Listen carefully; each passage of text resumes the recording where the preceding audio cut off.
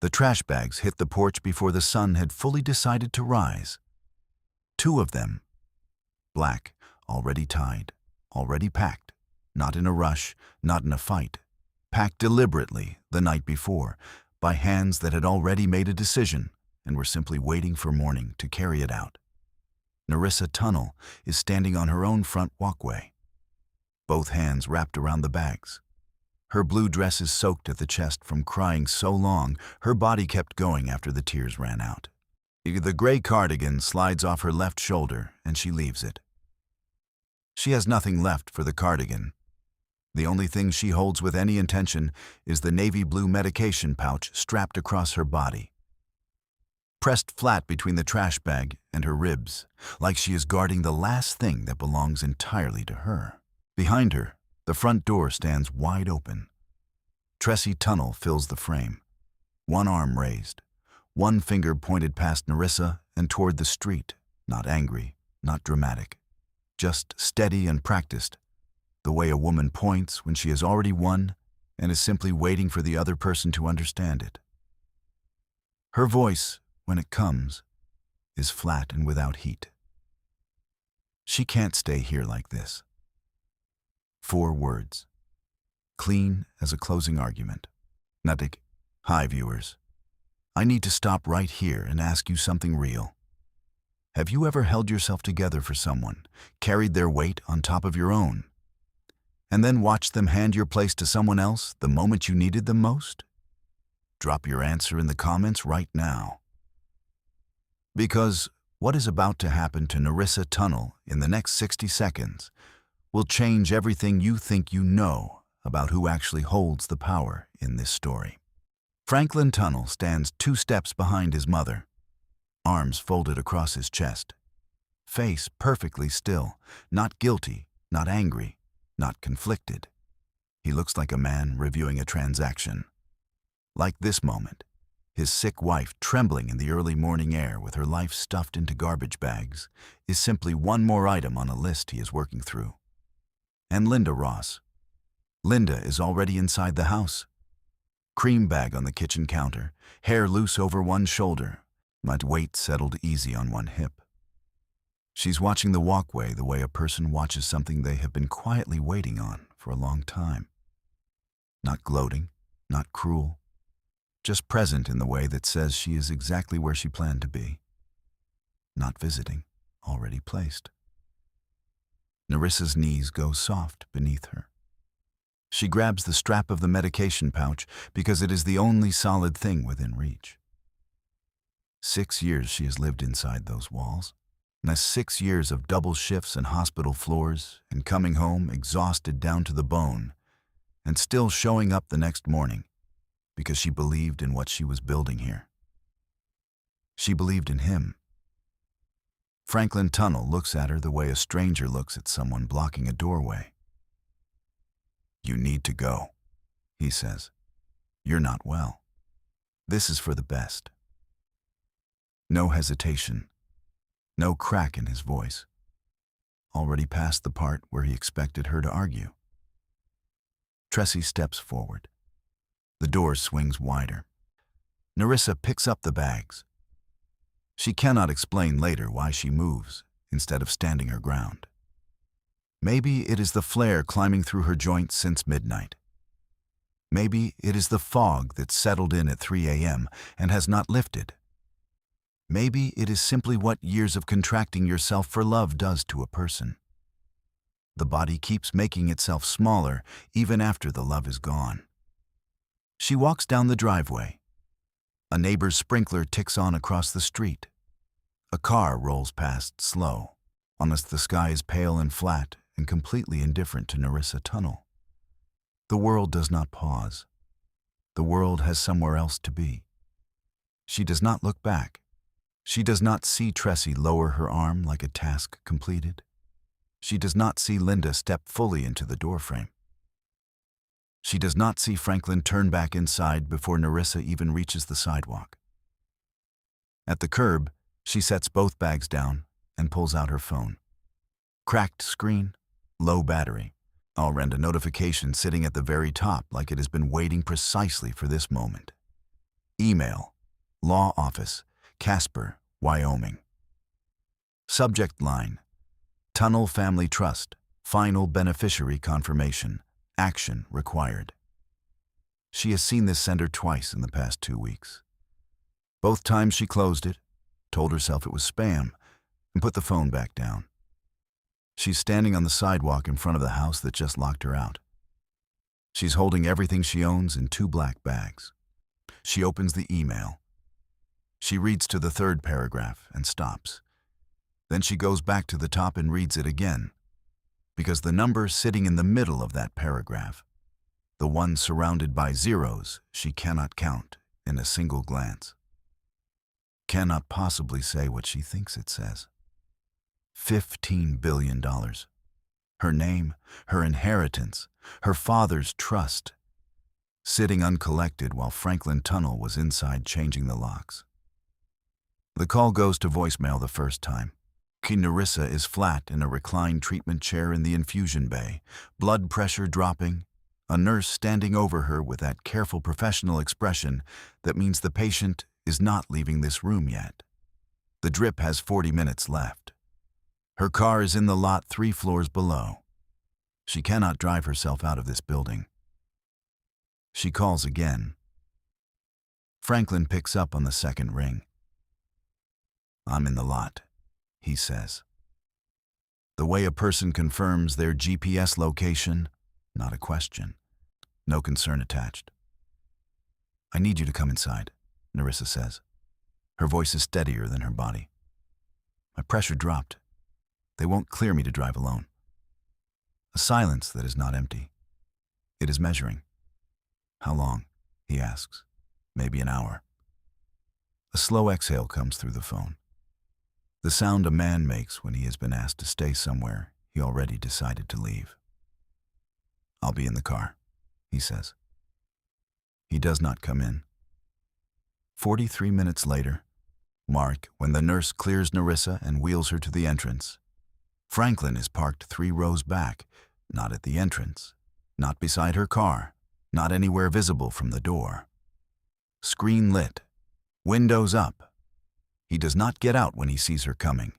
He does not ask what happened in that chair. "Ready?" he says, eyes back on his phone. "Got calls at 5. That moment is not the loudest thing Franklin Tunnell will ever do to Nerissa. It is not even close to the worst. But it is the one that lodges in her chest like a splinter set too deep to reach. Because in the 2 seconds it takes her to move from the wheelchair to the passenger door, she understands something she will spend 2 more years refusing to say out loud. He is not worn down by her illness. He is inconvenienced by it. But go back. Because Franklin Tunnell did not begin this way.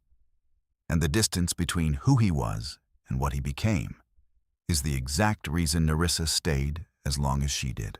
On year 1, he memorizes small things without being asked. Her coffee order after 1 date, that she cannot stand cilantro. He removes it from her plate before she notices it is there. He shows up to her hospital's charity gala with the exact flowers she mentioned once in a passing conversation 3 weeks before, because he had been paying attention.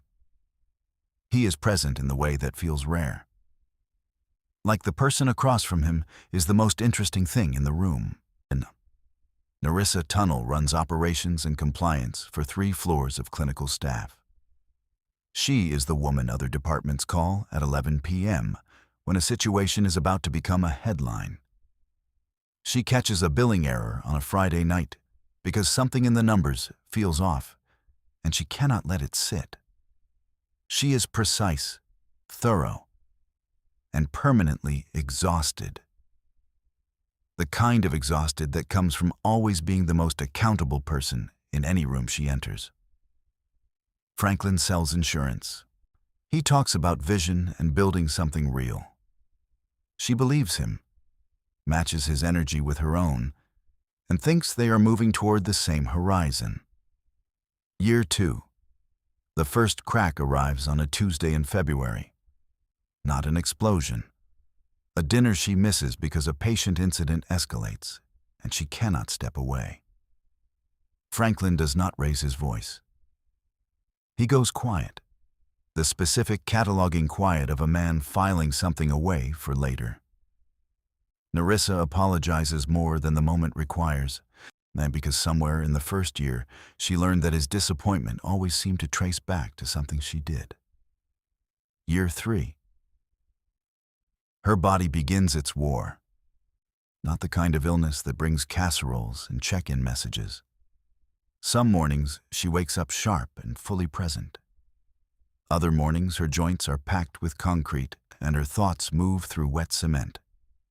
The pain has no consistent location. She looks fine to people who do not know what to look for, which is most people, including her husband. Franklin's response comes the way erosion comes. Not a flood, water and time. You're always tired, delivered once, quietly, positioned as concern. You're not fun anymore. 4 months later, in the kitchen, positioned as honesty.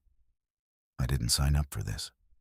Said in the car on a Sunday afternoon, eyes forward, voice flat, not positioned as anything at all.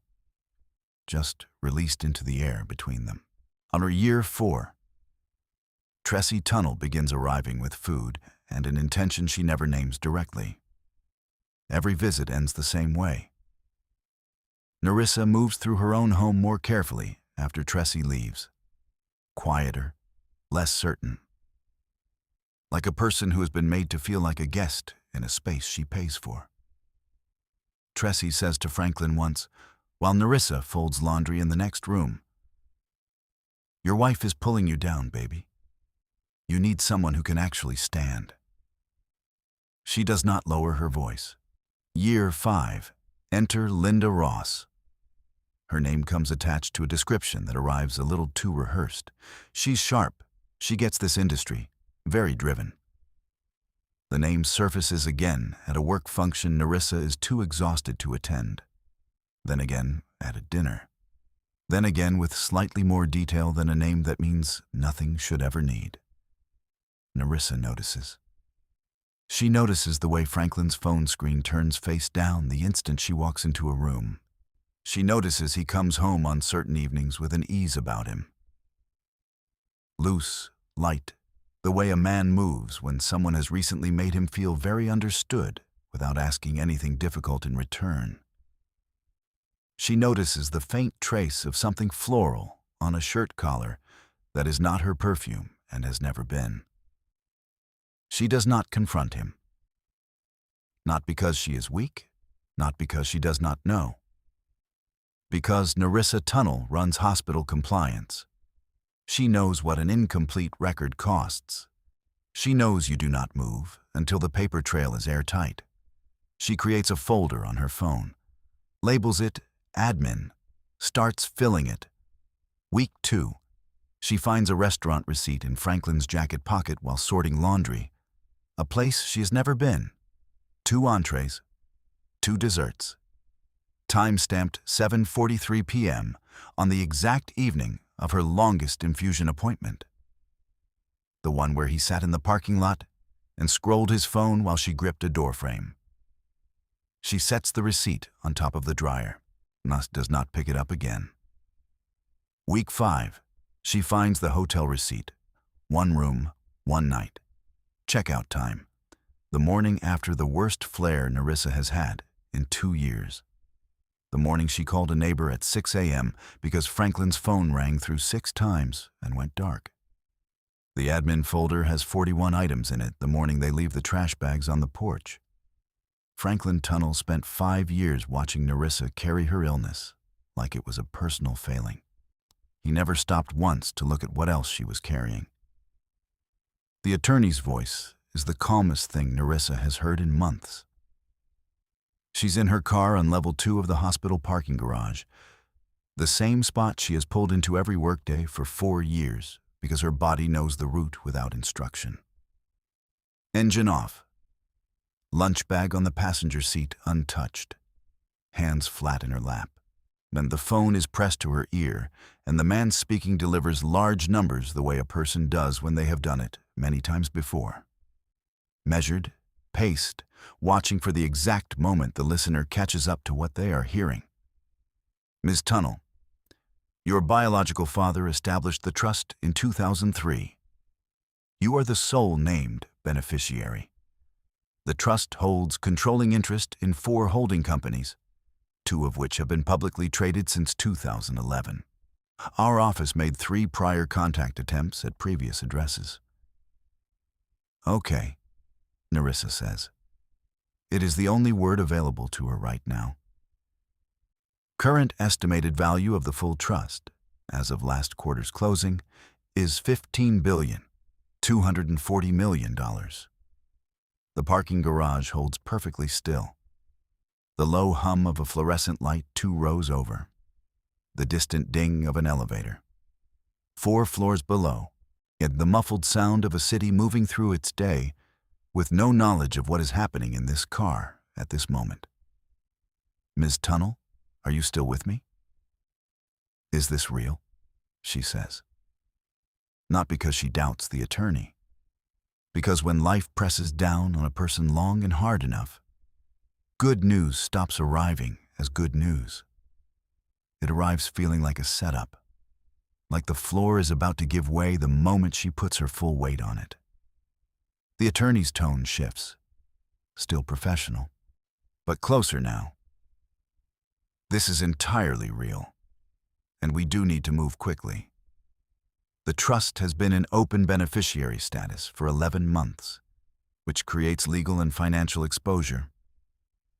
Before we proceed, I need to ask, who currently has access to your financial accounts and your property records? Nerissa looks straight through the windshield at the concrete wall of the parking structure. She thinks about the banking app that locked her out 2 mornings ago.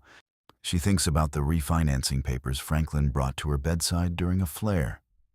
Pen already uncapped, words already at the bottom of the page. She thinks about Tressie's voice carrying through the hallway without effort. Your wife is pulling you down, baby.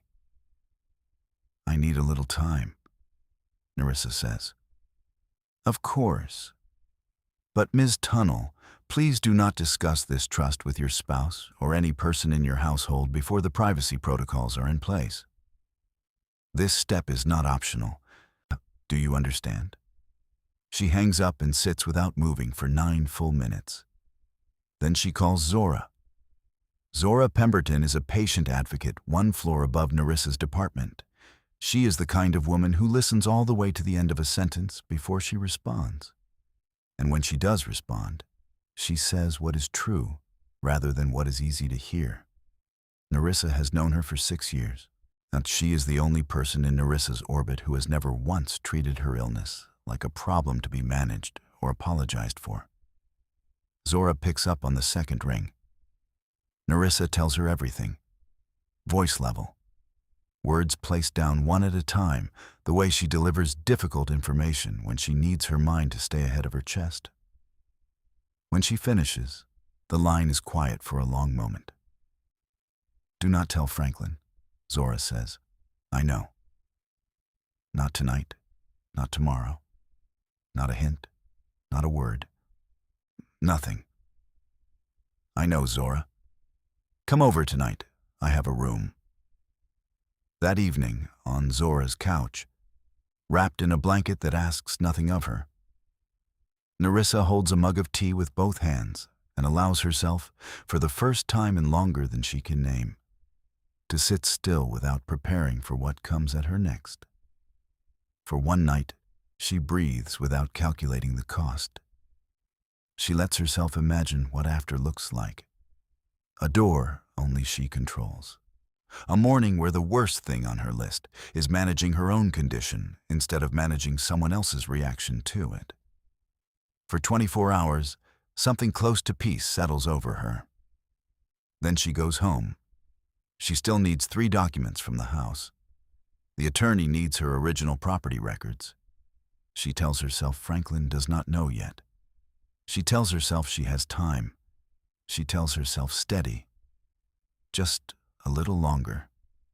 2 evenings later, they are at the dinner table. Eat leftover rice. television on low. Franklin's eyes down on his phone. He does not look up when he speaks. You been getting any mail lately? From lawyers? Random stuff? Nerissa's hand stops mid-reach for her glass. She keeps her face exactly where it is. She is sat across from hospital administrators who looked her dead in the eye and lied without blinking, and she held steady without effort. A dinner table is nothing. No, she says. Why? He shrugs, eyes back on his screen.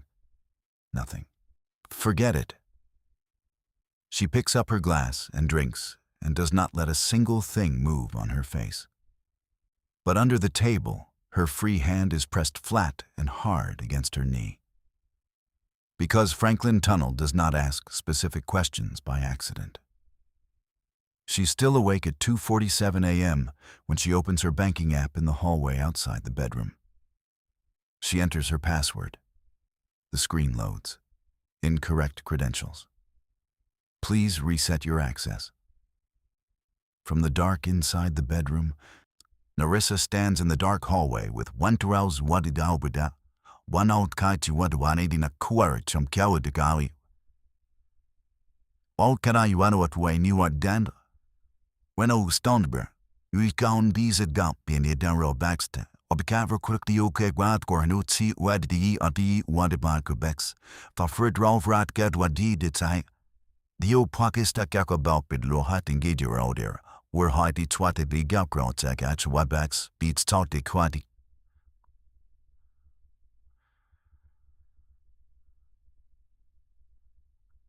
Nekib Kaksta Jumper and Nakaba Etip Thunderfied returns in the dark hallway with the rejected screen glowing in her face. He moved on her accounts before she said a single word to him. Which means this was never about suspicious activity. Which means he already knew. And if he already knew, then every moment between that dinner table question and right now has been Franklin Tunnell buying himself time. The question is, time to do what? The papers land in Nerissa's lap at 2 p.m. on a Thursday. She's lying down, flare at a level 8. Both hands trembling so finely that she had to set her water glass down because she could not hold it steady. Her brain is processing everything through a slow delay. Words taking 2 beats longer than usual to arrive with meaning attached. The curtains are half drawn. The room is quiet. She has been down since 9 a.m. and her body has given her no indication it plans to release her anytime soon. Franklin walks in without knocking. He drops a folder onto her lap the way someone drops mail on a counter. No ceremony, no softness, no acknowledgement of the body lying beneath it. I need you to look at these, he says. But it is just the refinancing paperwork. Straightforward. I need a signature before the window closes. Nerissa opens her eyes and looks at the folder. She tries to read the top page. The words shift and resettle against each other. The bold text at the header swims. She can make out her name. She can make out the word property. The rest requires more than her brain has to give right now. Franklin sets a pen beside her hand. Just sign at the bottom. I will handle the rest. Something moves through her chest that is older and quieter than any conscious thought. A deep, cellular alarm that does not need language to be understood. Her hand does not reach for the pen. I need to read it first, she says. His jaw tightens. One controlled movement. Nerissa, it is straightforward. You are making this harder than it has to be. I need to read it. He picks up the folder and walks out without another word. She listens until she hears his voice on the phone in the hallway, low and clipped, already talking to someone. And she texts Zora from under the blanket with the screen brightness all the way down. He just tried to get my signature during a flare. Refinancing paperwork. Wouldn't let me read it first. Zora's response comes in under 60 seconds. Do not touch that pen. Document everything. Call the attorney tonight. That night, Nerissa photographs every page from memory before Franklin can file them away. She emails the Wyoming attorney from her personal account with the images attached and a single line. Possible coercion. Please advise. The attorney responds before midnight. 2 days later, Nerissa Tunnell shows up uninvited at 10 in the morning with a printed document tucked under one arm and a face that has already settled into conclusion. Franklin opens the door for her without surprise. They move through the kitchen in the low, coordinated register of two people executing a plan they finished building weeks ago. While Nerissa sits at the kitchen table, with her tea going cold in front of her. Nerissa sets the document on the table directly in front of Nerissa. Yellow highlights on every key line. We just want to make sure everything is handled the right way, Nerissa says, in that voice that does not invite response. The voice of a woman reading out a decision already made. Nerissa looks at the document. She picks up her cold tea instead and looks out the window. Nerissa and Franklin exchange exactly one glance across the kitchen. Nerissa files that glance too. 6 days later, a Monday, 6:17 in the morning. Her key does not turn. She tries it once, tries it twice. Stands on the porch in the flat, pale morning while the neighborhood sleeps around her and understands, fully, completely, not a single corner of doubt remaining, that this was not an impulse. This was scheduled. This was always going to be this morning. Franklin opens the door. He does not step aside. The trash bags are already on the porch, pre-packed, neat at the knot, prepared the night before by hands that had already finished deciding. Behind Franklin stands Nerissa. Behind Nerissa, Linda Ross is already inside. Cream bag on the counter, hair loose over one shoulder. He needs somewhere you can actually be looked, needs somewhere you can actually be looked after. Flat rehearsed. Already past the part where he expected an argument. Nerissa raises one arm and points past Nerissa toward the street. Nerissa looks at Franklin's face one more time. Then she looks at Nerissa's arm still extended. Then she looks at Linda standing just inside the doorway of the home she scrubbed and built and believed in. She picks up the bags. She walks down the driveway without looking back. She makes it to the curb, and her legs go nearly completely unreliable beneath her. That night, in the borrowed room at Zora's house, Nerissa lies flat on her back and stares at the ceiling in the dark. The medication pouch sits on the nightstand. The room is warm. The house is still. Did I cause this? She says. It's by getting sick. Did I bring this on myself? Zora is sitting on the edge of the bed. She does not rush her answer. She lets the question settle completely before she picks it up. Your illness did not break your marriage, Zora says. It just showed you everything that was already broken before you got there. Nerissa does not speak for a long moment. Then she reaches for her phone, opens the email from the Wyoming attorney, types back 4 words. I am ready now. She sets the phone on the nightstand beside the medication pouch and closes her eyes. For the first time in 5 years, her hands are completely still. Nerissa Tunnell walks through the front entrance of the Denton County Records Annex at 9:03 in the morning. And something in the air of that beige, fluorescent-lit building shifts the moment she crosses the threshold. Ivory blazer, cream dress, hair pulled back clean and close. The medication pouch is in her bag, present, accounted for, in exactly where it belongs. But it is no longer the first thing anyone sees when they look at her. She carries a leather folder pressed flat under one arm. No hesitation in her step, no performance in her posture. Just the quiet, complete movement of a woman who has already decided everything that matters. Zora walks on her left, Two trust attorneys flank them both. This proceeding is public. The building is open. And everything that happens in the next 20 minutes has been months in the making. Franklin arrives 19 minutes late. He comes through the side entrance with Tressie on one side and Linda Ross on the other, jacket pressed, already talking with his hands, performing the ease of a man who believes today is a formality he is here to sign off on and collect from. He does not look like a man walking into consequences. He looks like a man walking into a room that already belongs to him. He sees Nerissa. His hands drop mid-sentence. 3 full seconds pass.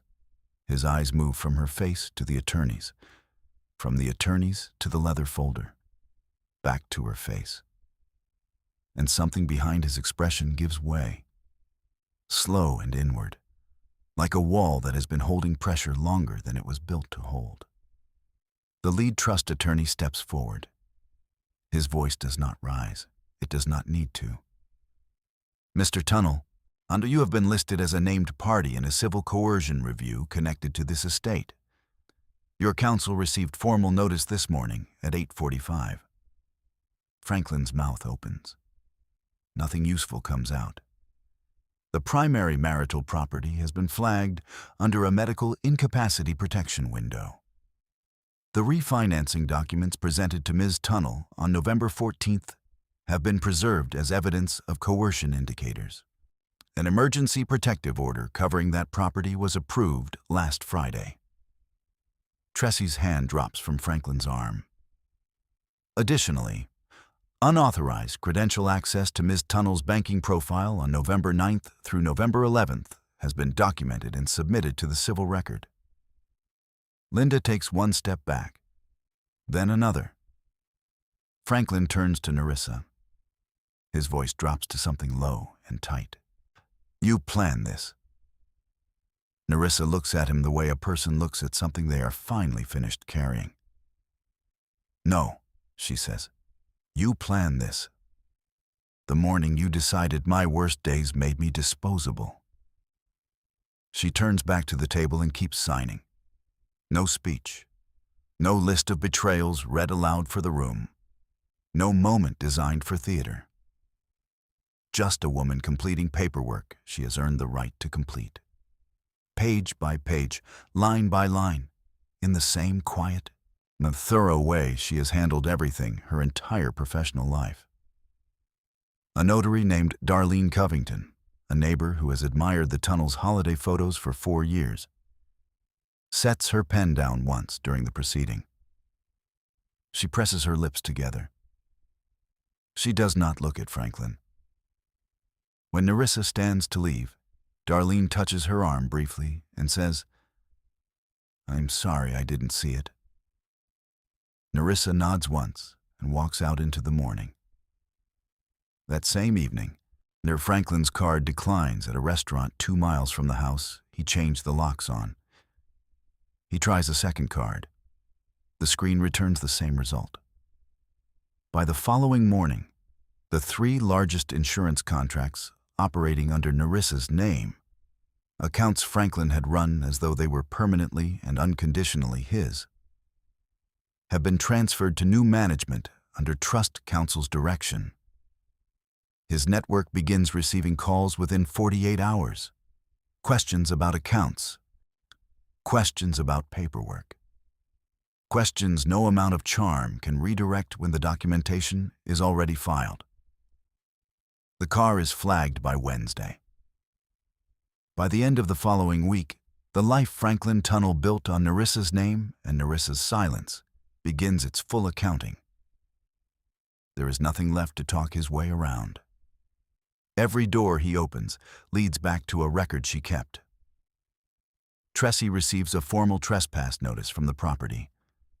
Linda's social media posts, time-stamped, geolocated, and are preserved, enter the civil record. The move-in timeline they established together becomes evidence of exactly when she arrived and under what understanding. Nerissa moves into a quiet rental with wide windows and a porch that holds the afternoon light. She could have chosen something that announced itself. She chose this, because she is not performing a new life. She is living one. 6 weeks after the proceeding, a patient assistance fund is quietly established through the hospital foundation. On $2 million. No naming rights, no announcement. It covers co-pays and transportation for chronic illness patients who cannot afford to miss work but cannot afford their treatment either. Exactly the patients Nerissa used to sit beside in the infusion bay, watching the door, hoping someone was coming. She does not tell anyone. Zora finds out through the foundation director and calls her at 7 in the evening, barely holding it together. Nerissa just says, they deserve to have someone show up. One evening, shortly after, she and Zora sit on the porch together, tea in their hands, the neighborhood going quiet around them. The Navy medication pouch is on the small table between them, not strapped across a chest, not gripped for comfort, not hidden, just resting there. Part of the story, no longer the whole of it. Zora says, "What comes next?" Nerissa looks out at the street for a moment. Then she picks up her tea and says, "Right now, I find out who I actually am when nobody is telling me I am not enough." Never confuse someone's hardest season with their final chapter. If this story moved you, if you have ever watched someone pour everything they had into a person who was counting on them being too worn down to fight back, leave your thoughts in the comments right now. Your words could be exactly what someone else who is scrolling through this today needs to read more than anything else. Subscribe to this channel and turn on your notifications. Every story here is built to remind you that the people who get written off are almost always the ones who were holding everything together all along. Do not miss the next one. And if this story belongs to someone you know, share it. You never know who is sitting somewhere right now, carrying more than they have shown anybody.